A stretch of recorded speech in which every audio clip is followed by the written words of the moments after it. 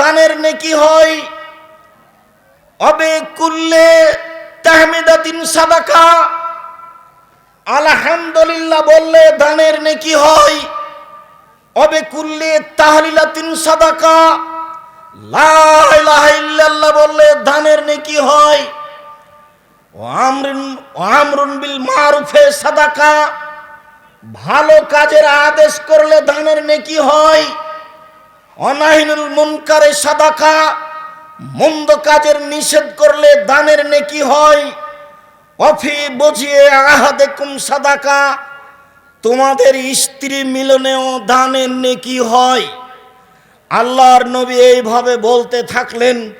বলতে বলতে বলতে যখন এই বাক্য বলে ফেললেন যে তোমাদের স্ত্রী মিলনেও দানের নেকি হয়, তখন সাহাবীগণ বললেন, আল্লাহর নবী, আয়াতি আহাদনা শাহওয়াতাহু ওয়া ফীহি লাহু আজর, মানুষ তার প্রবৃত্তিকে মিটাবে তার স্ত্রীর সাথে, সেই স্ত্রী মিলনে যাবে, তাতে নেকি হবে, এইটা কেমন কথা হলো?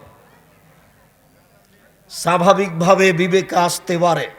আল্লাহর নবী বলেছেন বলেই বলছি, সম্মানিত দিনী ভাই বোন।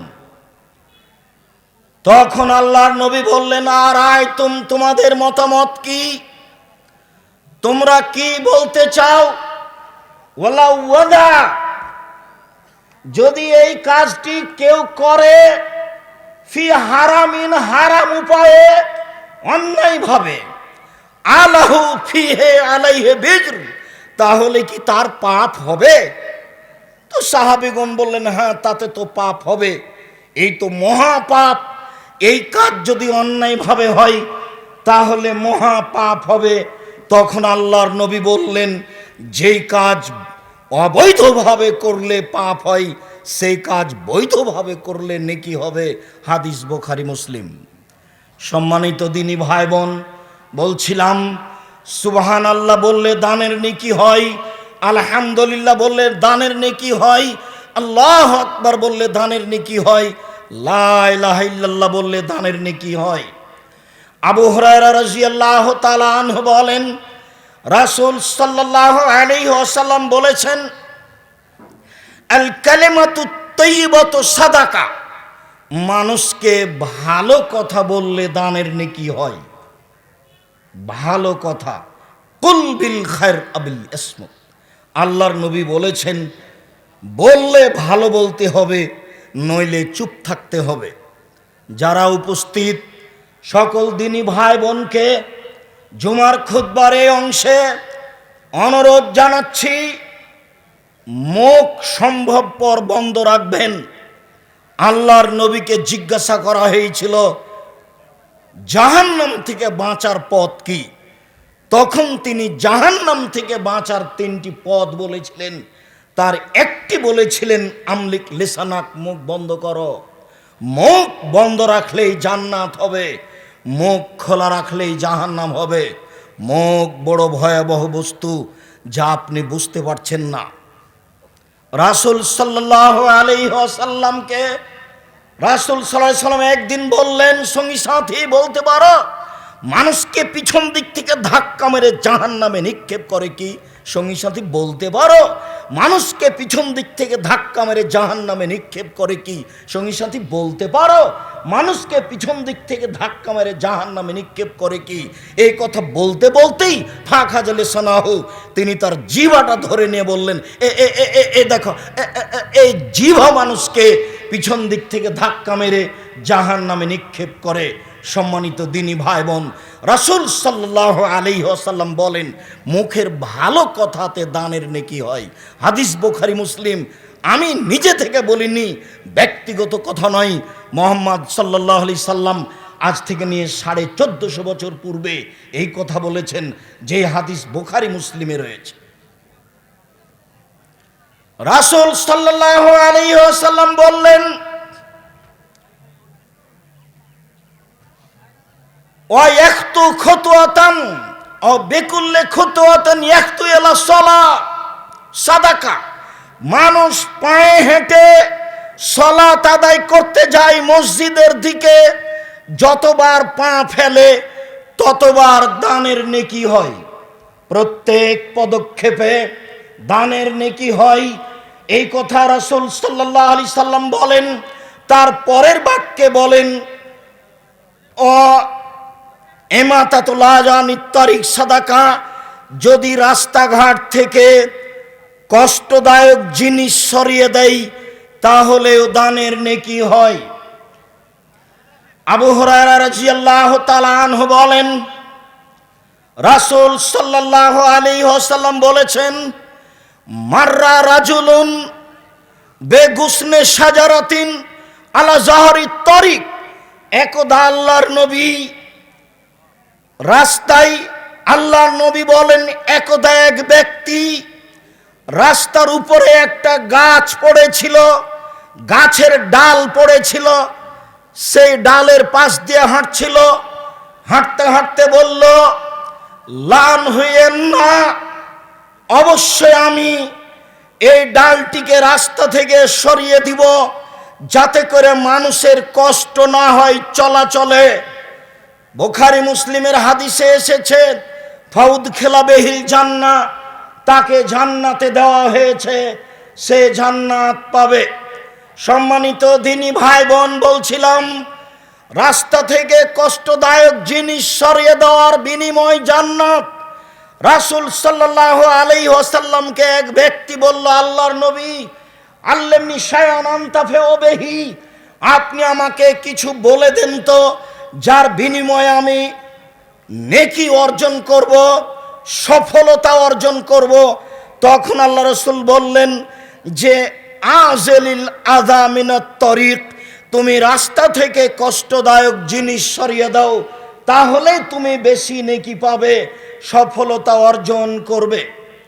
রাসূল সাল্লাল্লাহু আলাইহি ওয়াসাল্লাম বলেন, মান জাহাজানিত তরিক হাজারান আও শাওকাতান আও আজমান, কেউ যদি রাস্তা থেকে পাথর, কাঁটা, হাড়হাড্ডি কোনো কিছু সরিয়ে দেয়, ফাজাজা নাফসাহু আনিন নারে, তাহলে সে নিজেকে জাহান্নাম থেকে সরিয়ে দিল। সব হাদিসগুলি বুখারী মুসলিমের। হরতাল তো বহু দূরের কথা। রাস্তাঘাট বন্ধ করা তো টোটালি হারাম। সম্মানিত দিনী ভাই বোন, আমি বলছিলাম আল্লাহর নবী দানের নেকির অনেক পথ উল্লেখ করেছেন। তার একটি গুরুত্বপূর্ণ পথ উল্লেখ করেছেন, রাস্তাকে ঠিক করে দেওয়া। বাড়ির সামনে একটু গর্ত হয়ে আছে, দুইটা লেবার দিয়ে আপনি ঠিক করে দিতে পারবেন, তা পড়ে আছে, কবে চেয়ারম্যান মেম্বার আসবে সেদিন ঠিক করবে। মাস চলে, বছর চলে, ওইভাবেই পড়ে আছে। এইটা মোমেনের চিহ্ন নয়। বাড়ির পাশে রাস্তার উপরে একটা কুকুর মরে পড়ে আছে, যে পারবে সে সরাবে, আমার কি প্রয়োজন? এই মন্তব্য ইমানদার মানুষের নয়।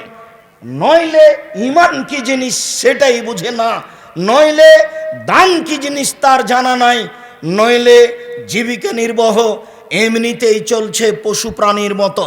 সম্মানিত দিনী ভাই বোন, মহান আল্লাহ বলেন, বুঝেও বুঝে না ওরা, অন্তর আছে বুঝে না, দেখেও দেখে না ওরা, চক্ষু আছে দেখে না, শুনেও শোনে না ওরা, কান আছে শোনে না। উলাইকা কালানাম, তারা পশু প্রাণীর মতো, তারা গরু ছাগলের মতো।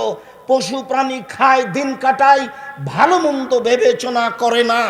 যারা বিবেচনা করে না, বুঝেও বুঝে না, শোনেও শোনে না, দেখেও দেখে না, আল্লাহ তাআলা তাদেরকে পশু প্রাণীর মতো বলেন।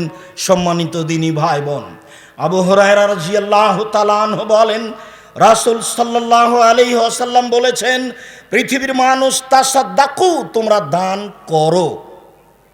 ফাইন্না ইয়াতি আলাইকুম জামানুন, অচিরেই এমন একটা সময় চলে আসছে, ইয়ামসির রাজুলু বিসাদাকাতিহি, সে দান নিয়ে রাস্তা রাস্তায় ঘুরবে, ফালা ইয়াজিদু আহাদানা ইয়াকবালাহা, সে পাবে না কাউকে কে তার দান নিবে। দান নেওয়ার মতো কোনো মানুষ থাকবে না। আজও পৃথিবীতে এমন দেশ আছে যেখানে ফকির পাওয়া যায় না। রাসূল সাল্লাল্লাহু আলাইহি সাল্লাম এভাবেই বলেন, পৃথিবীর মানুষ তোমরা দান করো, এমন একদিন চলে আসবে যেদিন তুমি দান নিয়ে ঘুরবে কিন্তু তোমার কেউ দান নেবে না। যখন আপনি নিয়ে যাবেন তখন বলবে লা আতাইতা বিল আমস লা কাবিলতাহু ফামান ইয়াউফালা হাজাত আলী বিহা, তুমি কালকে নিয়ে আসলে এটা নিতাম, আজ আমার কোনো প্রয়োজন নেই।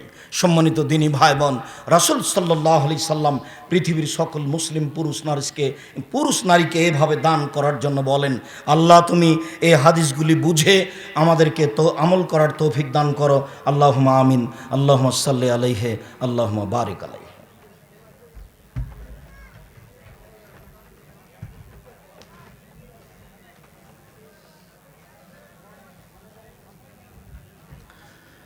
আলহামদুলিল্লাহ ওয়াহদা ওয়াসসালাতু ওয়াসসালামু আলা মান লা নাবিয়্যা বাদা। আবু হুরায়রা রাদিয়াল্লাহু তাআলা আনহু বলেন, রাসূল সাল্লাল্লাহু আলাইহি ওয়াসাল্লামকে জিজ্ঞাসা করা হয়েছিল আইয়ুস সাদাকাতু আফজাল, আল্লাহর নবী সবচেয়ে উত্তম দান কোনটি, কোন দানে বেশি নেকি রয়েছে? রাসূল সাল্লাল্লাহু আলাইহি ওয়াসাল্লাম উত্তরে বললেন, জহদুল মুকিল্লে, নিঃস্ব মানুষ পরিশ্রম করে কষ্ট করে পয়সা উপার্জন করে দান করবে, এটাই সবচেয়ে বেশি নেকি রয়েছে। হাদিস তো বুখারী মুসলিম। এক খেয়ালে চেয়ে থাকবেন, এই ছেলেরা এখানে যারা আছে তারা মুখে কথা বলে কেন, এইটুকু বুঝিয়ে দিতে হবে। সম্মানিত দিনী ভাই বোন, রাসূল সাল্লাল্লাহু আলাইহি সাল্লাম যা বলেন তাতে বোঝা যায় পরিশ্রম করে মানুষ যে পয়সাটা দান করে তাতে সবচেয়ে বেশি নেকি রয়েছে। আনাস রাদিয়াল্লাহু তাআলা আনহু বলেন, রাসূল সাল্লাল্লাহু আলাইহি ওয়াসাল্লামকে জিজ্ঞাসা করা হয়েছিল আইয়ুস সাদকাতু আযম আজরান, আল্লাহর নবী সবচেয়ে কোন দানে বেশি নেকি রয়েছে? আগের জিজ্ঞাসা ছিল সবচেয়ে উত্তম দান কোনটি, এইবার আল্লাহর নবীকে জিজ্ঞাসা করা হলো কোন দানে সবচেয়ে বেশি নেকি রয়েছে? আল্লাহর নবী উত্তরে বললেন, আনতাসাদ্দাকা, তুমি দান করবে, সাহিহুন, তখন তুমি সুস্থ, শাহীহুন, তখন তুমি অর্থ লোভী, তাকসাল ফাকরা, দিলে কমে যাবে এই ভয় তোমার ভিতরে আছে, অতামালুল গেনা, পয়সা জমা করছো বেশি হোক এর আশায়, এই সময়ে যদি দান করো তাহলে সেই দানে সবচেয়ে বেশি নেকি হবে। এখন পর্যন্ত তো সময় কাটাচ্ছেন, এসেছিলাম তো দোকানপাটে খাওয়ার জন্য, ঘোরার জন্য, এখন পর্যন্ত দান করিনি, টাকা পয়সাটা তো রেখে দিয়েছি, বিবেচনা আপনার কাছে। দান করতে আপনি বাধ্য নন, তবে হাদিস মূল্যায়ন করতে আপনি বাধ্য। রাসূল সাল্লাল্লাহু আলাইহি সাল্লামকে জিজ্ঞাসা করা হলো, আল্লাহর নবী কোন দানে সবচেয়ে বেশি নেকি রয়েছে? তখন তিনি 4টা কারণ উল্লেখ করলেন। 1, তুমি সুস্থ, 2, তুমি অর্থ লোভী, 3, দিলে কমে যাবে, 4, পয়সা বেশি করার পরিকল্পনা চলছে, এই সময়ে যদি দান করতে পারো তাহলে সবচেয়ে বেশি নেকি হবে। আবু হুরায়রা রাদিয়াল্লাহু তাআলা আনহু বলেন, রাসূল সাল্লাল্লাহু আলাইহি ওয়াসাল্লাম বলেছেন, পৃথিবীর মানুষ অত্যাকু জুলমা ফাইনা জুলমা জুলুমাত, মানুষের প্রতি অত্যাচার করো না, ফলাফল অন্ধকার, বিচারের মাঠে জাহান্নাম। এই বাক্যের পরে তিনি বললেন, ওয়াত্তাকু শুহা, পৃথিবীর মানুষ তোমরা কৃপণতা থেকে বেঁচে থাকো, ফাইনা শুহা আহলাকা মান কানা কাবলাকুম, নিশ্চয় কৃপণতা তোমাদের পূর্বের মানুষকে ধ্বংস করেছে। পৃথিবীর মানুষ কৃপণতা থেকে বেঁচে থাকো। কৃপণতা পূর্বের মানুষকে ধ্বংস করেছে। তিনি দিন রাত যে বাক্যগুলি বলতেন তার একটা বাক্য বলতেন, আল্লাহুম্মা ইন্নী আউযু বিকা মিনাল বখল। হে আল্লাহ, তোমার কাছে আমি কৃপণতা থেকে বাঁচতে চাই। আল্লাহ, যেসব বিপদ থেকে আমি তোমার কাছে বাঁচতে চাই তার একটি কৃপণতা। আল্লাহ, তোমার কাছে আমি কৃপণতা থেকে বাঁচতে চাই। রাসূল সাল্লাল্লাহু আলাইহি ওয়াসাল্লাম বলেন, সালাসুন মুহলিকাতুন, সালাসাতুন মুহলিকাতুন, সালাসাতুন মুনজিয়াতুন, আর সালাসাতুন মুহলিকাতুন ফামাল মুহলিকা। যেই তিনটি জিনিসে মানুষ ধ্বংস হয়ে যায় তার একটি হচ্ছে হাওয়ান মুত্তাবা, প্রবৃত্তিকে মেনে নেওয়া। এত বলার পরেও প্রবৃত্তি বলেছে চলো বাইরে ঘুরে আসি, হোটেলে খেয়ে আসি, এর নাম প্রবৃত্তি। এত বলার পরেও প্যান্ট টাকনোর নিচে আছে, তার নাম প্রবৃত্তি। এত বলার পরেও দাড়ি ছোট আছে, তার নাম প্রবৃত্তি। এত বলার পরেও দোকানে বসে আড্ডা পিটা হয়, তার নাম প্রবৃত্তি। এত বলার পরেও নগ্ন পোশাক পরে চলে নারী, তার নাম প্রবৃত্তি। মুহাম্মদ সাল্লাল্লাহু আলাইহি সাল্লাম বলেন, প্রবৃত্তিকে মানে যারা ধ্বংস হলো তারা। প্রবৃত্তিকে মানে যারা ধ্বংস হলো তারা। তার পরের বাক্যে তিনি বলেন, হাউন মুত্তাবা সহুন মুতা। কৃপণতাকে মেনে নেয় যে সেও ধ্বংস হলো, দান করে না যে সেও ধ্বংস হলো, দান করে না যে সেও ধ্বংস হলো। আল্লাহ রাসূল বলেন, লা ইয়াদখুলুল জান্নাতা বখিল। কৃপণ জান্নাতে যাবে না। কৃপণতা খুব খারাপ গুণ, বিবেচনা করে চলবেন। আবু হুরায়রা রাদিয়াল্লাহু তাআলা আনহু বলেন, রাসূল সাল্লাল্লাহু আলাইহি ওয়াসাল্লাম বলেছেন, গফিরা লা ইমরাতিন মুমেসা, পতিতালয়ের এক মহিলাকে ক্ষমা করে দেওয়া হয়েছে, সে জান্নাতে যাবে। যে হাদিস আমি মাঝে মধ্যে আপনাদের সামনে বলে থাকি। মাররাত বিকালবিন, এই মহিলা এক কুকুরের পাশ দিয়ে যাচ্ছিল। আলা রাসে রাকিন, কুকুরটা ছিল একটা ইঁদারার পাশে, ইঁদারার মুখের ওপরে। ইয়ালহাফো, সে জিহ্বা বের করে পিপাসার জন্য খুব ছটফট করছিল। কাদায় একতলা হল আতাশ, মনে হচ্ছিল যেন পিপাসা তাকে মেরে ফেলবে। খুব পিপাসিত ছিল এই কুকুর ইঁদারার পাশে।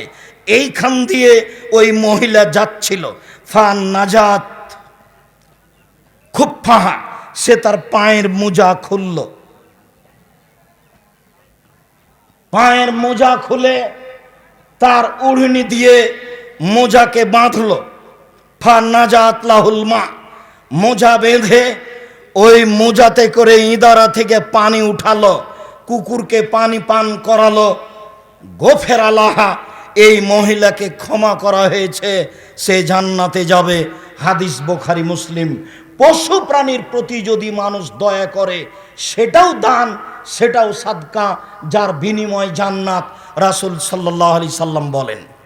সম্মানিত দিনী ভাই বোন, আবু হুরায়রা রাদিয়াল্লাহু তাআলা আনহু বলেন, আল্লাহর নবী বলেছেন, মা মিন ইয়াউমিন ইসবাহুল ইবাদু ফিহে, নাই এমন কোন দিন যেদিন সকাল করে পুরুষ নারী, নাই এমন কোনো দিন যেদিন পুরুষ নারী সকাল করে। অর্থাৎ প্রত্যেক দিন সকালে মালাকানে ইয়ানজিলানে, আকাশ থেকে দুইজন ফেরেশতা নেমে আসেন। ফায়াকুলু আহাদুহুমা, দুইজনের একজন বলে, আল্লাহুম্মা আতে লিকুল্লি মুনফিকিন খালাফ, আল্লাহ যে যতটুকু দান করলো তুমি তার ততটুকু পূরণ করে দাও। আল্লাহ যে যতটুকু দান করলো তুমি তার ততটুকু পূরণ করে দাও। আল্লাহ যে যতটুকু দান করলো তুমি তার ততটুকু পূরণ করে দাও। অপর ফেরেশতা বলে, আল্লাহুম্মা আমসিক লিকুল্লি মুনফিকিন আতে লিকুল্লি মুনফিকিন তালাফ, যে ব্যক্তি দান করলো না সে তার তুমি অর্থ সম্পদকে ধ্বংস করে দাও। যে পরিমাণ দান করলো না সেই পরিমাণ ধ্বংস করে দাও, যেই পরিমাণ দান করলো না সেই পরিমাণ তুমি ধ্বংস করে দাও। হাদিস বুখারী মুসলিম। আমি আপনাকে স্পষ্ট বুঝাতে পেরেছি কিনা? আমাদের আলোচ্য বিষয় সাধারণ দান। ইবাদতের জগতে সবচেয়ে শক্তিশালী ক্ষমতাধর ব্যতিক্রম ইবাদত হচ্ছে দান। দেখুন, আপনাদের দানের ব্যাপারে একটি ঘটনা শোনাই, বুখারীর ঘটনা। আবু হুরায়রা রাদিয়াল্লাহু তাআলা আনহু বলেন, আন্না রাজুলান আতান নবী সাল্লাল্লাহু আলাইহি ওয়াসাল্লাম, একটা লোক আল্লাহর নবীর নিকটে আসলো। ফাবাসা ইলা নিসাইহি, আল্লাহর নবী সেই লোকটার খাওয়ার জন্য তার স্ত্রী পরিবারের নিকটে পাঠিয়ে দিলেন, যাও বাড়িতে আমার খাওয়া দাওয়া করে আসো। বলনা মা মানা ইল্লাল মা, পরিবারের পক্ষ থেকে বলা হলো। স্ত্রীগণ বললেন, বাসাতে পানি ছাড়া কোনো খাদ্য নেই। যার কারণে বলেছি, ঈদের মাঠে এতিম ছেলেটাকে দেখলেন আল্লাহর নবী, কোলে নিয়ে আয়েশাকে দিলেন, আয়েশা নতুন জামা পরিয়ে দিলেন, বাচ্চা খুশি হয়ে গেল। একবারে নগদ মিথ্যা কথা, বাড়িতে পানি ছাড়া কিছুই নেই। বুখারীর হাদিস। আল্লাহর নবী বললেন, মাইজিব হাজার রাজুল, কে আছে এই লোককে মেহমান হিসাবে নিতে পারে? কাল রাজুল মিনাল আনসার, আনা, আনসারীদের একজন বলল, আল্লাহর নবী, আমি তাকে বাড়িতে নিয়ে যাব খাওয়ানোর জন্য। ফাকাল আলী ইমরাতিহি, তিনি বাড়িতে নিয়ে গিয়ে তার স্ত্রীকে বললেন, আকরেমি জাইফ রাসূলিল্লাহ সাল্লাল্লাহু আলাইহি সাল্লাম, শোনো আমার স্ত্রী, আল্লাহর নবীর মেহমানকে সম্মান করো। এটা আল্লাহর নবীর মেহমান, তিনি বাড়িতে পাঠিয়েছিলেন, কিন্তু স্ত্রীরা ফেরত দিয়েছেন বাড়িতে কোনো খাদ্য না থাকার কারণে।